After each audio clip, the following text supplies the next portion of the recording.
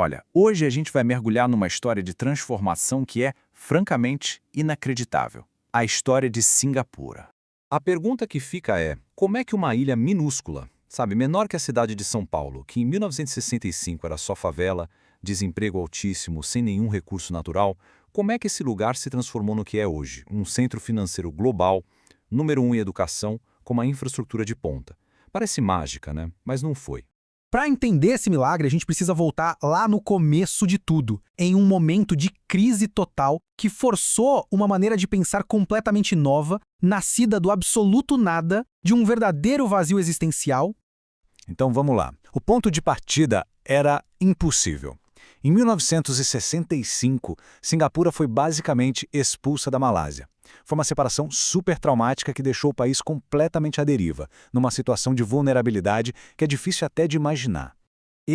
Vazio! Essa palavra resume tudo. Era essa a realidade em 1965. A soberania, a própria ideia de existir como país, não era algo garantido. Era um projeto que precisava ser construído do zero em cima da mais pura e total escassez.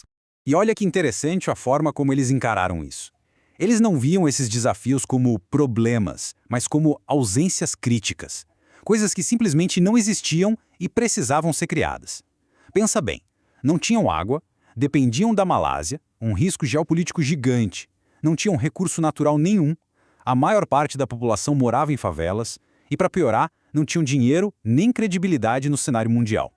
O que fazer? Pois é, diante dessa escassez total, a liderança de Singapura chegou a uma conclusão que foi, assim, radical e genial. Se a Terra não tem nada a oferecer, o único ativo, a única riqueza que a gente tem são as pessoas, o nosso povo. E essa citação resume a virada de chave. Foi a grande sacada de Lee Kuan Yew, o líder da nação. A estratégia inteira do país passou a ser essa: pegar uma força de trabalho que era majoritariamente não qualificada e transformar essa gente numa elite técnica respeitada no mundo todo. Todo o esforço, todo o dinheiro foi para isso. E como eles fizeram isso na prática? Bom, o governo montou uma verdadeira estrutura, um andaime para o sucesso. Primeiro, adotaram o inglês como língua dos negócios. Isso abriu as portas para o mundo. Segundo, criaram o Singapore Math, um método que revolucionou o ensino de matemática e raciocínio lógico. E terceiro, e talvez o mais importante, alinharam totalmente a educação com o que o mercado de trabalho precisava. E o resultado disso tudo? Bom, os números falam por si. Olha só os dados do PISA, que é a principal avaliação de educação do mundo. Singapura está lá, em primeiro lugar, em matemática, em leitura, em ciências. É uma liderança consistente, ano após ano. A aposta nas pessoas deu certo. E como deu? Mas não era só sobre educação. Era sobre criar um sistema de meritocracia de verdade. E isso não era só discurso, tá? Era um sistema todo desenhado para que os melhores, os mais qualificados, chegassem nos postos de comando, especialmente na gestão do Estado, com um rigor educacional brutal e um planejamento de longo prazo, que não mudava a cada eleição. Ok, então a gente já tem uma população super qualificada sendo formada. Qual o próximo passo? Era preciso construir, literalmente, o país. Criar a estrutura física para abrigar essa nova economia e conectar todo mundo. E eles começaram pela casa. Olha esse número, mais de 80% da população de Singapura vive em moradias públicas, construídas pelo governo. É um número, espantoso. E revela a escala de um dos programas habitacionais mais bem-sucedidos da história mundial. Mas o HDB, esse programa habitacional, ia muito além de só construir prédios. Era uma ferramenta de engenharia social. Primeiro, transformou inquilinos em proprietários, o que deu a cada cidadão um motivo muito concreto para querer que o país desse certo. Segundo, e isso é genial, usaram cotas étnicas rígidas na distribuição dos apartamentos para evitar a formação de guetos e forçar a convivência pacífica. E, claro, criaram uma infraestrutura urbana de altíssima qualidade.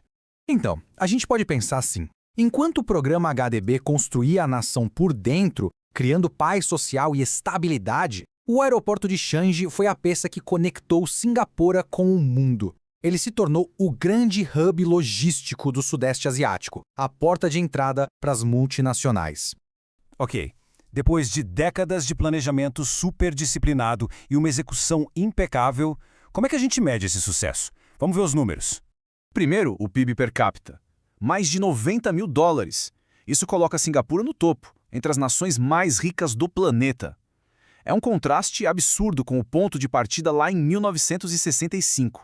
Depois, liberdade econômica, número 1 do mundo. O que isso quer dizer? Que é um ambiente extremamente favorável e seguro para fazer negócios e atrair investimento. As empresas querem estar lá. E o mais importante de tudo, essa riqueza toda não ficou só no papel. O sucesso econômico se traduziu diretamente em qualidade de vida. O IDH, que mede isso, é classificado como muito alto.